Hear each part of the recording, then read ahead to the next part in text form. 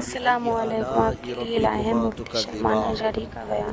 اس میں مخاطب جو ہیں دو لوگ ہیں، جنات بھی ہیں اور انسان بھی ہیں، دونوں کو خطاب کیا جا رہا ہے کہ اے جنات اور اے انسانوں، تم اپنے رب کی کون کون سی نعمتوں کو جھٹلاؤ گے۔ اس آیت کو 30 سے زیادہ مرتبہ دہرایا گیا سورہ رحمان میں۔ میرے عزیزو، میرے آقا صلی اللہ تعالی علیہ وسلم ارشاد فرماتے ہیں اپنے صحابہ سے کہ میں نے یہ سورہ جنات کے سامنے تلاوت کی تو وہ سن کر کے تم سے بہتر جواب دیتے تھے، یعنی رو پڑتے تھے، اور ہر آیت پر یہ کہتے کہ اے اللہ ہم تیری کسی نعمت کو نہیں جھٹلاتے، ناشکری نہیں کرتے۔ میرے عزیزو، اللہ تبارک و تعالی اپنے بندوں سے جو سب سے زیادہ پسند فرماتا ہے جو چیز، وہ شکر ہے،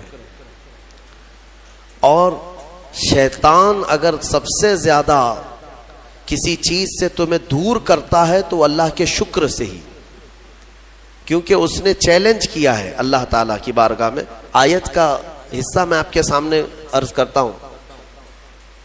اللہ تبارک و تعالیٰ سے اس نے کہا لَأَقْعُدَنَّ لَهُمْ صِرَاطَكَ الْمُسْتَقِيمَ ثُمَّ لَآتِيَنَّهُمْ مِنْ بَيْنِ أَيْدِيهِمْ وَمِنْ خَلْفِهِمْ وَعَنْ أَيْمَانِهِمْ وَعَنْ شَمَائِلِهِمْ وَلَا تَجِدُ أَكْثَرَهُمْ شَاكِرِينَ۔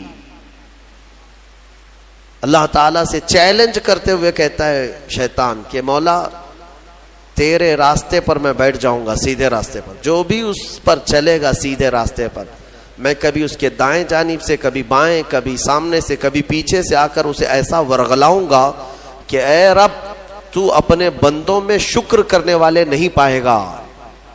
شیطان بھی کس چیز کی وہ کر رہا ہے چیلنج میں؟ شکر کرنے والے نہیں پائے گا مولا تو۔ اور اللہ نے قرآن میں فرمایا وَقَلِيلٌ مِّنْ عِبَادِيَ الشَّكُورُ، میرے بندوں میں شکر کرنے والے بہت کم ہیں، بہت کم ہیں۔ اب جب رحمان فرما رہا ہے تو پھر یہ جو انسانوں کی تعداد ہے، کوانٹیٹی ہے، اس میں اگر پرسنٹیج نکالا جائے تو وہ انگلیوں میں گنے جاتے ہیں جو شکر کرنے والے لوگ۔ شکر اس کی اللہ تبارک و تعالیٰ نے فرمایا تم اگر شکر کرو گے لَإِن شَكَرْتُمْ لَأَزِيدَنَّكُمْ، میں زیادہ دوں گا، وَلَإِن كَفَرْتُمْ إِنَّ عَذَابِي لَشَدِيدٌ، اور اگر تم ناشکری کرتے ہو میری نعمتوں کی تو پھر سمجھ لو کہ میرا عذاب بہت ہی سخت ہے۔ اللہ عز و جل اس چیز کو سخت ناپسند کرتا ہے کہ اس کی نعمتوں کا کوئی ناشکری کرے۔ اسی لیے میرے عزیزو، اللہ کے حبیب صلی اللہ تعالی علیہ وسلم جب دعا کرتے تھے تو یوں یہ عرض کرتے تھے کہ مولا تو اپنے شکر گزار بندوں میں میرا شمار فرما۔ سمجھ رہے آپ؟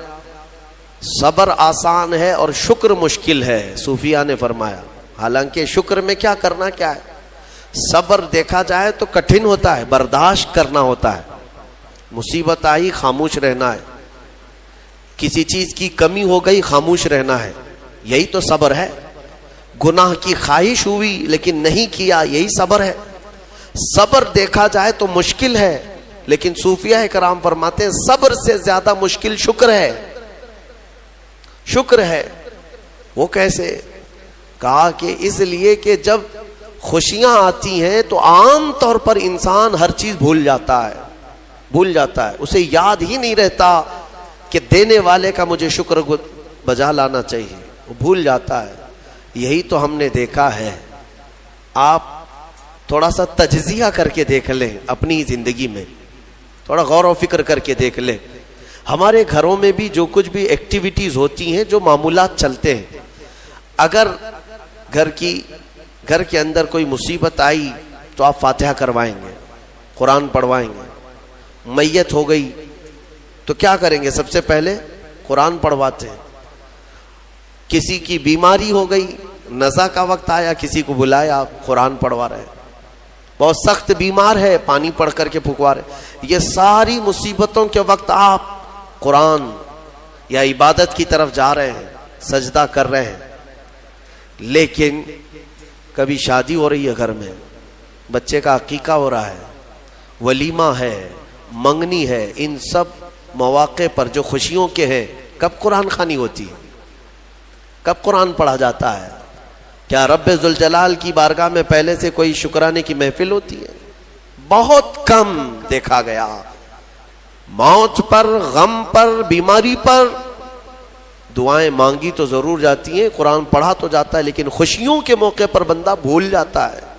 اسی لیے صوفیہ اکرام نے فرمایا شکر جو ہے یہ مشکل ہے، اور منافق شکر نہیں کر سکتا۔ یہ مومن کو عطا کی ہوئی نعمت ہے شکر کرنا۔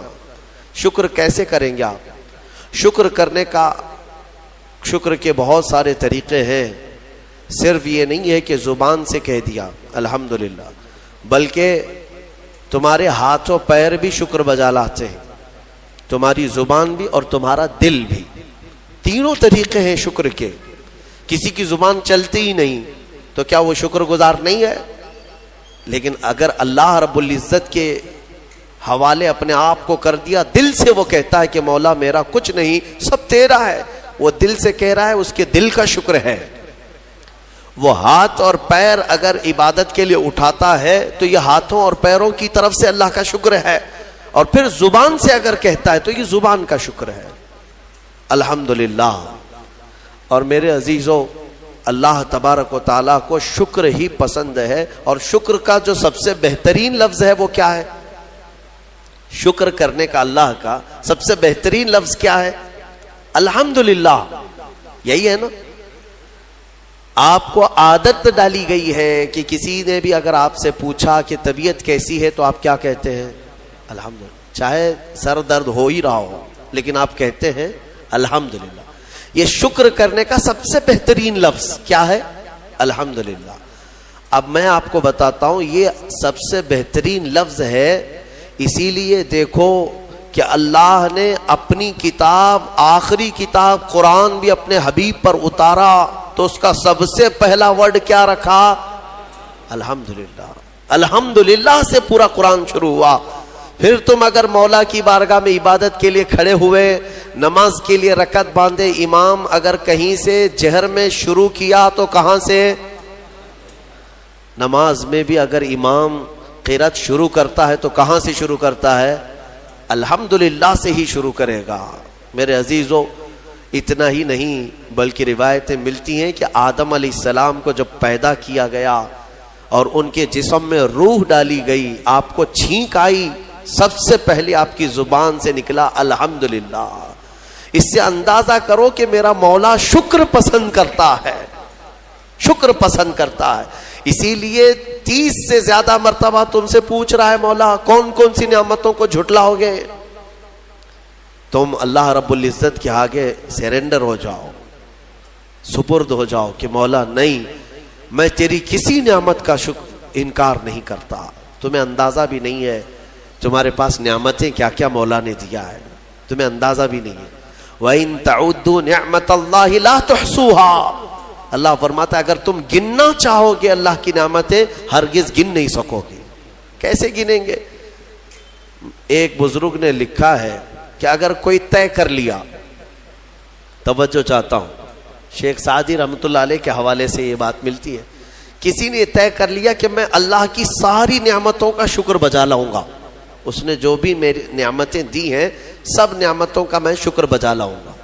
ٹھیک ہے، تمہاری زبان اللہ نے دیا ہے، یہ ایک نعمت ہے، ناک نعمت ہے، کان نعمت ہے، آنکھ نعمت ہے، ہاتھ ہیں، انگلیاں ہیں، پورے جسم میں ایک ایک عضو اللہ کی نعمت ہے۔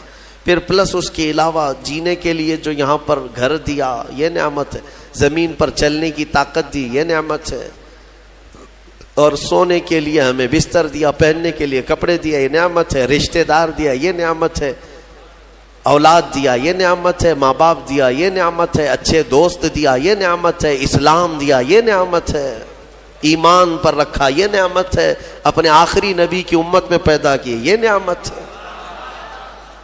یہ ہزاروں نعمتیں ہیں، لیکن اگر تم چلو طے کر لیتے ہو کہ میں اللہ کی ساری نعمتوں کا ایک ہی بات دیگرے شکر بجا لاؤں گا. اے اللہ تو نے مجھے زبان دی الحمدللہ, تو نے مجھے ناک دی الحمدللہ. سب نعمتوں کا شکر کرنے کا اگر کسی نے ارادہ کر لیا تو شیخ سعدی فرماتے ہیں تو پہلے وہ بیٹھ جائے, اس کو اللہ نے جو سانسیں دی ہے نا یہ سب سے بڑی نعمت ہے. ایک سانس اندر جاتی ہے یہ نعمت, سانس باہر نکلتی ہے یہ نعمت. اگر تم نے سانس لے لیا نکلی نہیں باہر تو ختم ہو گئی تمہاری زندگی. اور سانس نکلی اندر لے نہیں پا رہے ہو یہاں پر بھی زندگی ختم. سانس لینا ایک نعمت, سانس باہر چھوڑنا یہ ایک نعمت. شیخ سعدی فرماتے ہیں اور ہر سانس نہیں ہوتی ہے, پرانی سانس نہیں آئے گی, پھر ہر سانس نہیں ہے تو ہر سانس کے بدلے ہی تم اگر الحمدللہ کہتے رہ جاؤ گے تو زندگی گزر جائے گی سانسوں کے شکر پر, باقی نعمتیں ویسی ہی رہ جائیں گی. صرف سانسوں کے شکر پر تو زندگی گزر جائے گی. میرے عزیزو اندازہ بھی نہیں کر سکتے کہ اللہ نے کون کون سی نعمتوں سے نوازا ہے. تمہیں پتا ہے میں ایک مرتبہ اس چیز کو بھی پڑھا تھا کہ اگر تمہیں سانس خرید کر کے لینا پڑ جائے, ہاسپٹل میں جا کر کے دیکھو آکسیجن کا ایک سلنڈر جو کبھی مریضوں کو لگایا جاتا ہے کتنی قیمت کا ہوتا ہے, دن بھر میں وہ کتنے سلنڈر سانس کھینچتا ہے. اس اعتبار سے اگر تمہاری زندگی 60 سال کی ہوئی اور 60 سال تمہیں آکسیجن خرید کر کے لینا پڑا تو تقریباً اس کی قیمت جو ہے کئی 100 کروڑ میں چلی جاتی ہے. ایک اندازے کے مطابق 50 سے 60 کروڑ کا آکسیجن تمہیں لگ جاتا ہے. تو کیا یہ ہر آدمی کیپیبل ہے اپنی سانسوں کو پیسے سے خرید سکے گا؟ اور رب ذوالجلال نے تمہارے لیے اتنی آسانیاں کی ہیں کہ سانس ایسا نہیں ہے کہ فلاں شہر میں ملتی ہے جا کر کے لائیں اور پھر کھینچیں. تم جہاں ہو تمہاری ناک کے قریب ہوائیں کیا ہے. اس رب قدیر نے اتنی بڑی نعمتوں سے تمہیں نوازا, تمہیں اندازہ بھی نہیں ہے. اور اسی لیے رب تعالیٰ فرماتا ہے فَبِأَيِّ آلَاءِ رَبِّكُمَا تُكَذِّبَانِ, تم میری کون کون سی نعمتوں کو جھٹلاؤ گے. حاتم اصم ایک بزرگ ہے, حضرت حاتم خلیفہ ہارون رشید کے زمانے کے. خلیفہ ہارون رشید کے زمانے میں بادشاہ نے ایک مرتبہ ان کو طلب کیا اور پوچھا کہ کچھ نصیحت کیجیے آپ مجھے.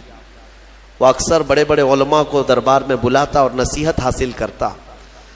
حضرت حاتم اصم رضی اللہ تعالیٰ عنہ نے بادشاہ سے ایک سوال کیا کہ ہارون اگر تمہارے ساتھ ایسا ہو جائے زندگی میں اور پیاس کی شدت ایسی ہے کہ تم بلک رہے ہو, اگر تم کو کوئی ایک گلاس پانی دینا چاہے اور وہ پیسوں میں دینا چاہے اور اس آدمی کے علاوہ کسی کے پاس پانی نہیں ہے, تم ایسی جگہ پر پہنچ گئے ہو جنگل میں یا صحرا میں, تو تم اس کو کتنے پیسے دے کر خرید سکتے ہو؟ ایک گلاس پانی وہ بہت بڑی قیمت لگا رہا ہے, تم کو اگر بہت شدت کی ضرورت ہے تو تم کتنا مال دے کر کے خریدو گے؟ خلیفہ ہارون رشید نے کہا میں اپنی آدھی سلطنت بھی دینے کو تیار ہو جاؤں گا ایک گلاس پانی, کیونکہ ضرورت ہے انسان کی, جان بچانا ہے. تو حاتم اصم نے کہا ٹھیک ہے تمہیں پانی تو مل گیا, کبھی ایسا ہوا تمہاری زندگی میں تم نے پانی تو پی لیا, پیٹ بھر کر پی لیا, پیٹ بھر کر کے, لیکن پانی اب نکلتا نہیں ہے, باہر نہیں نکلتا پانی, کوئی صورت ہی نہیں ہے کہ تمہارا پانی باہر آئے, پیشاب بند ہو چکا ہے. کوئی ایک حکیم ایسا ہے جو تم سے یہ کہے کہ میں تیرے پیٹ کا پانی باہر نکال دوں گا تو تو اسے کتنی قیمت دے گا؟ ہارون رشید نے کہا اس کو بھی میں اپنی آدھی سلطنت دے دوں گا, میرا پانی نکالتا ہے. تو حضرت حاتم اصم نے فرمایا ہارون تیری پوری سلطنت کی قیمت ایک گلاس پانی کے برابر ہے, اگر نہ ملے تو آدھی سلطنت اور مل جائے نکالنے کے لیے آدھی سلطنت, تو سوچ وہ رب ذوالجلال بغیر کسی قیمت کے روز تجھے پلاتا بھی ہے اور روز تیرے سے نکالتا بھی ہے. کتنی بڑی نعمت ہے تیرے لیے. میرے عزیزو میں آپ کو ایک چیز بتاتا ہوں، میرے آقا صلی اللہ تعالی علیہ وسلم نے اپنی امت کو سب سے زیادہ اگر دعائیں سکھائی ہیں تو وہ شکر کی دعائیں، شکر کی دعائیں تلاش کر لینا. یہ میرے مطالعے کے اعتبار سے میں آپ کو بتا رہا ہوں. آپ روزمرہ کی زندگی میں، روزمرہ کی زندگی میں جو چیز بھی کرتے ہیں اس میں اللہ کا شکر ہے. میرے آقا نے سکھایا. آپ کھانا کھانے کے لیے بیٹھ رہے ہیں، بسم اللہ پڑھ کر کے شروع کیے. کھانا ختم ہونے کے بعد میرے آقا نے سکھایا ہے الحمدللہ الذی اطعمنا وسقانا وکفانا وجعلنا من المسلمین. کیا ہے؟ تمام تعریفیں اس اللہ کے لیے. شکر ہے اس مولا کا جس نے ہمیں کھلایا پلایا اور ہمیں ہدایت دیا اور مسلمان بنایا. کھانے کے بعد بھی میرے آقا نے یہی سکھایا. کھانے کے بعد تمہیں کرنا کیا ہے؟ یہی ہے. اچھا، اور نیند لگ رہی ہے، سونے کے وقت کہا بسم اللہ پڑھ کر کے سو جاؤ. لیکن سو کر کے اٹھتے ہو، اگر نیند کھلتی ہے تو میرے آقا فرماتے ہیں یہ پڑھو الحمدللہ الذی احیانا بعد ما اماتنا. الحمد سے ہی شروع ہے. تمام تعریفیں اس اللہ کے لیے جس نے ایک موت کے بعد مجھے دوبارہ اٹھایا ہے. ہاں، آپ کیا سمجھتے ہیں؟ نیند جو ہے موت کی بہن ہے. اگر کوئی سویا مولا چاہے تو اس کی آخری نیند ہو سکتی ہے. بہت سارے ایسے ہیں جو سوئے اور پھر اٹھ ہی نہیں سکے. نیند کی حالت ایسی ہوتی ہے کہ وہ آدھی موت کے برابر ہے، اس کو خبر نہیں ہوتی، اسی میں وہ چلا بھی جا سکتا ہے. اور پھر جب تمہیں بیدار کرتا ہے مولا تو یہ نعمت ہے، بہت بڑی نعمت ہے کہ تمہیں موت کے منہ میں لے جا کر واپس لے آیا. جب بھی تم اٹھتے ہو میرے آقا نے فرمایا شکر بجا لاؤ. شکر ہے اس اللہ کا، تمام تعریفیں اس اللہ کی. بعد ما اماتنا احیانا بعد ما اماتنا، ہمیں موت دینے کے بعد دوبارہ اٹھایا ہے، اس اللہ کا شکر ہے. سو کے اٹھو تو الحمدللہ. اتنا ہی نہیں میرے عزیزوں، میرے آقا صلی اللہ تعالی علیہ وسلم فرماتے کپڑا اگر پہن لیا تو بھی پڑھو الحمدللہ الذی کسانی ھذا. تمام تعریفیں اس اللہ کے لیے جس نے مجھے یہ جوڑا پہنایا. ہاں، ورنہ اگر مولا تعالی نہ چاہے تو کسی جسم پر کپڑا بھی نہیں آئے گا. وہ روز تمہیں پہناتا ہے، تمہارے ستر کو چھپاتا ہے.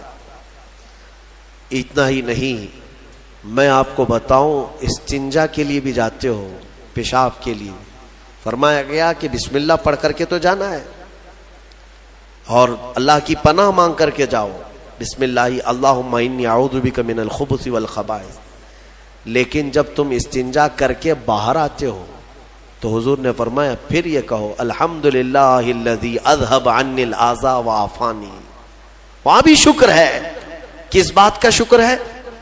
تمام تعریفیں اس اللہ کی، اس کا شکر ہے جس نے اذیت دینے والی، تکلیف دینے والی چیز کو میرے جسم سے دور کیا. تمہیں اندازہ ہے زہر ہے یہ جو اندر استنجا جمع ہو جائے تو آسانی سے آج پیشاب کر لیتے ہو، آسانی سے آج تم حاجت کر لیتے ہو، پخانہ ہو جاتا ہے، تو اس کو یوں مت سمجھ لینا کہ تمہارا کمال ہے. یہ رب تعالیٰ کی ہزار نعمتوں میں سے ایک نعمت ہے. اگر پیشاب تمہارا رک گیا، کڈنی کام کرنا چھوڑ دیتی ہے. آج جاؤ ہاسپٹلوں میں دیکھو ڈائلیسس کی مشینوں پر کتنے مریض سوئے ہوئے ہیں. تمہیں پتا ہے پیشاب اگر نہیں نکلتا تو آج کے زمانے میں نیا ایک علاج ہے. ڈاکٹرز کیا کرتے ہیں کہ پانی جو ہے یہ پیشاب پورا خون میں مل جاتا ہے اور زہر بنتا ہے جسم میں. اگر ایک دن پیشاب نہیں ہوا تو پانی تمہارا جسم میں بھر جائے گا. اسی کو کریٹینن کا لیول بڑھنا کہتے ہیں. زہر بھر جاتا ہے. اب اس کو نکالے کیسے؟ باہر آتا نہیں ہے، باہر آتا نہیں ہے. ڈاکٹر اس کے لیے ڈائلیسس کی مشین اس کو لٹاتے ہیں. کیا کرتے ہیں؟ بڑی موٹی موٹی 2 سوئیاں یہاں حلق میں ڈالتے ہیں گردن کے پاس، یا پھر ہاتھ سے ایک پائپ جسم کا پورا خون نکالتا ہے اور مشین میں ڈالتا ہے، اور مشین فلٹر کرتی ہے. دوسرے پائپ سے فلٹر کیا ہوا خون اندر جاتا ہے اور جو پانی ہے وہ مشین نکال کر کے باہر ایک ڈبے میں پھینکتی رہتی ہے. میرے عزیزوں، میں نے اپنی آنکھوں سے دیکھا ہے ایک بار ڈائلیسس کرنے کے لیے 4 گھنٹے لگتے ہیں، 4 گھنٹے لگتے ہیں، اور کئی مریض ایسے ہیں جن کو ہفتے میں 3 مرتبہ یہ کرنا پڑتا ہے، اور ڈاکٹر ان کو 1 بوتل پانی دیتا ہے، لمیٹڈ پانی پینا، پورے 2 دن میں 1 لیٹر سے زیادہ پانی مت پیو۔ اللہ چاہ کر کے وہ پانی نہیں پی پاتے، چمچ سے پانی پیتے ہیں، ڈھکن سے پانی پیتے ہیں کہ زیادہ ہو گیا تو جسم میں نکلنے کی جگہ نہیں ہے۔ خیر یہ تو ڈاکٹرز نے پیشاب نکالنے